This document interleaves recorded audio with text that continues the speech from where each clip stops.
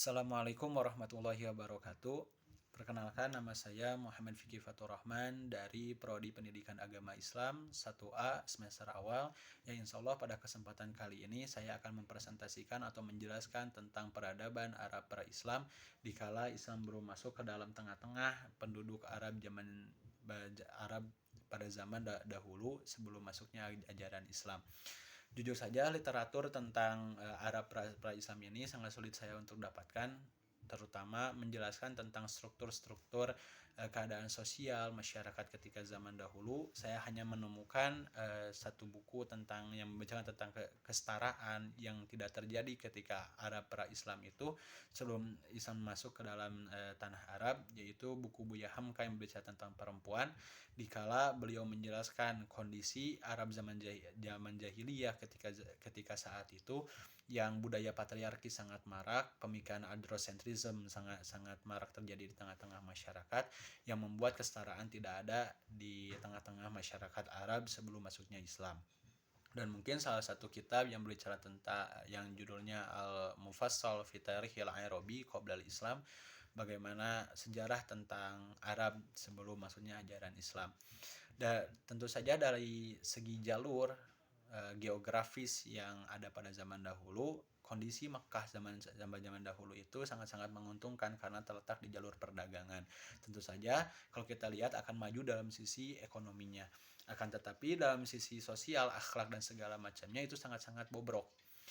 Dari segi politik pada zaman dahulu, tidak ada rasanya nasionalis yang terjadi di para penduduk masyarakat Arab jahiliyah ketika zaman dahulu, karena itu bisa dibuktikan pada zaman dahulu hanya terdiri dari kabilah-kabilah yang terpecah-pecah karena tidak ada jiwa nasionalis untuk mempersatukan semuanya sebelum datangnya ajaran Islam.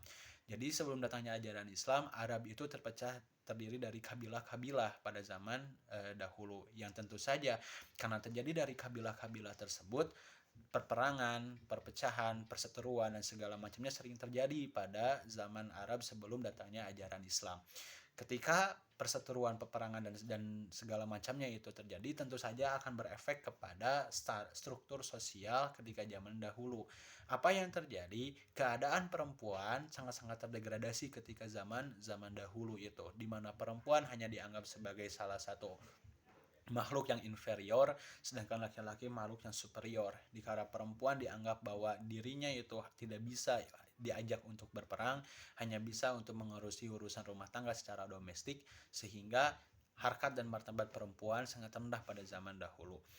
Kondisi pada zaman dahulu, kabilah-kabilah tersebut tentu saja mempunyai satu sistem yang dimana tentu saja sistemnya itu diktator, dikala pemimpin bisa mengumpankan masyarakatnya untuk memenuhi hasrat-hasrat kekuasaan yang ada pada dirinya, sehingga para pemimpin-pemimpin itu bisa memanfaatkan kondisi masyarakat untuk mengeruk tenaganya untuk dihasilkan bagi kepentingan dirinya sendiri, yang dimana hasil-hasil dari kerja yang ada di bawahnya itu karena pemimpin kabilah-kabilah tersebut dianggap raja, sehingga para pengikutnya itu senantiasa harus mengikuti dan mentaati segala perintahnya.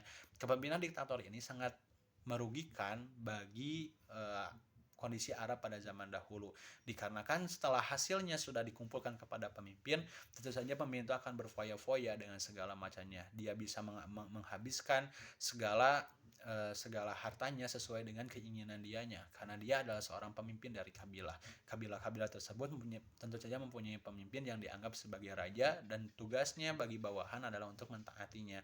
Seringkali uang-uang tersebut dipakai untuk berfoya-foya, menghambur-hamburkan, memainkan untuk perempuan dan segala macamnya. Karena pada zaman dahulu salah satu laki-laki agar dipercaya kemuliaan dan keberaniannya itu, dikala banyak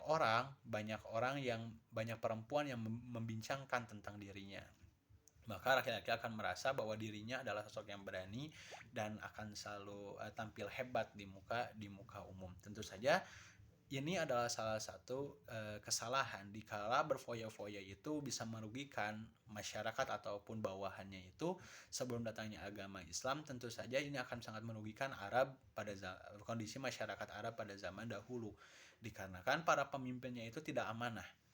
Pemimpin itu menghambur-hamburkan keuangan yang dihasilkan dari jerih payah bawahannya tersebut. Kita bisa lihat salah satu yang terjadi ketika zaman Nabi Muhammad SAW, dikala Nabi Muhammad belum diangkat sebagai seorang nabi dan seorang rasul. Ada salah satu kitab yang menjelaskan sebelum Nabi Muhammad SAW diangkat sebagai nabi dan seorang rasul, Nabi Muhammad sempat diberi gelar Al-Amin, orang yang dapat dipercaya, orang yang sangat-sangat amanah. Itu menunjukkan bahwa pada zaman dahulu kondisi Arab masyarakat zaman dahulu itu sangat-sangat tidak amanah, rusak dalam segi moral dan akhlak. Makanya jahiliyah di situ bukan bodoh secara ilmu pengetahuan, tetapi bodoh secara emosional, karena emosinya selalu meluap-luap sehingga melampaui batas-batas dari kemanusiaan, sehingga batas-batas itu dilanggar oleh para masyarakat Arab zaman jahiliyah, sehingga Nabi Muhammad, orang yang paling jujur, diberi gelar Al-Amin sebelum diutus menjadi seorang nabi dan seorang rasul. Subhanallah, bagaimana nabi kita sangat jujur, moral dan akhlaknya itu sangat baik sebelum bahkan diutus sebagai seorang rasul. Salah satu kita pernah menjelaskan ketika Nabi Muhammad SAW itu berdiri dalam satu gunung, kemudian memanggil kepada kabilah-kabilah yang ada pada zaman dahulu sehingga untuk berkumpul, seraya Nabi Muhammad mengatakan, kalaulah aku mengatakan hari ini bahwa ada pasukan berkuda yang akan menyerang kalian di balik gunung ini, apakah kalian akan percaya? Maka pada saat itu orang-orang Arab jahiliyah itu mengatakan, ya kami percaya karena kamu orang yang tidak pernah berbohong. Kita bisa melihat bahwa pada zaman dahulu dusta, tidak amanah, ingkar janji dan segala macamnya, kerusakan moralitas, degradasi moral itu sangat marak terjadi pada zaman Arab sebelum masuknya ajaran Islam. Maka ketika Nabi Muhammad mengatakan anna Rasulullah, bahwa aku adalah seorang rasul, disitulah mulai ada kebingungan di wajah masyarakat Arab zaman jahiliyah. Salah satu kitab menjelaskan raut muka ketika para masyarakat Arab itu turun dari satu gunung itu untuk kembali kepada aktivitasnya. Satu kitab ini menjelaskan posisi raut muka yang terjadi ketika Nabi Muhammad mengatakan demikian. Kita melihat bahwa pada zaman Arab zaman dahulu, kerusakan jahiliyah itu, kerusakan moral dan sosial itu sangat-sangat hancur, sangat-sangat rusak. Sehingga pada kondisi zaman saat itu, diktator, kemudian salah satu oportunis dan segala macamnya, sifat-sifat seperti itu sangat-sangat banyak di kalangan Arab zaman jahiliyah. Sehingga metode cara pengambilan pemimpinnya pun diambil dengan cara nepotisme, yaitu keturunan dari paman. Yang kedua adalah dalam struktur sosial kesetaraan. Kita bisa melihat bahwa wanita pada zaman itu dikarenakan kabilah-kabilah dari sisi politik seringkali berperang dan segala macamnya, dan hasilnya terjadi degradasi kepada perempuan, atau perempuan dianggap sebagai makhluk inferior, di mana pada zaman dahulu perempuan sangat dihinakan. Salah satu yang dihinakan adalah kegiatan laki-laki yang bisa mendatangkan perempuan bertemu dengan walinya, terus menikah dengan maharnya itu adalah si perempuan itu sendiri, tidak mengasihkan mahar. Bagaimana perempuan dianggap sangat murah sebagai makhluk inferior. Atau ada nikah dengan istilah bahwa nikahnya itu si perempuan boleh berhubungan, disuruh untuk berhubungan dengan laki-laki yang lain sehingga dia hamil, baru dia bisa diambil oleh laki-laki oleh suaminya itu. Bagaimana perempuan dianggap sebagai makhluk yang sangat-sangat rendah pada zaman dahulu, sehingga ketika perempuan head, tidurnya pun dipisahkan dari tidur laki-laki. Jadi perempuan dipindahkan ke dalam kandang ternak karena dianggap head itu sebagai najis. Kita melihat dalam kesetaraannya tidak ada, jahiliyah itu tidak dalam segi ilmu pengetahuan, tetapi dari segi moralitas, degradasi moral, akhlaknya itu sangat-sangat kacau ketika zaman sebelum datangnya Islam ke tengah-tengah masyarakat Arab zaman jahiliyah ketika saat itu. Maka ketika Islam hadir, wanita itu diangkat derajatnya dengan kita bisa mengetahui ada beberapa surat yang identik namanya dengan perempuan. Salah satunya adalah Anisa, Maryam, bahkan Al-Mujadilah, perempuan yang menggugat cerai terhadap terhadap suaminya ketika zaman dahulu.